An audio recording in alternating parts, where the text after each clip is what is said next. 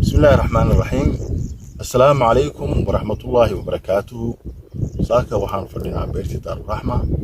إلهي بقى مهزكله تصوب بحضي والحوغ رب العالمين جدت لك إلهي هدوان وشوي إلهي بقى مهزكله waxaan halkaan u baaqayaa ugu shaareynayaa dad badan oo jooga koonfur Afrika oo dhowr jeer soo wacay oo daawadii u baahnaa oo ay ka kala go'day daawadii koonfur Afrika dib baan u furnaynaa xarunteedii si aan la socday midda koobaad midda labaad waxaa ilaahay ku guuleeyay kiisas badan hor leh youtube-kayga booqda Dr. Chama ilaala jecel daawooyinkeena waxaad ka helaysaan koonfur Afrika Nairobi Bosaso Muqdisho Garowe Gaalkacyo Goldogo iyo Dar es Salaam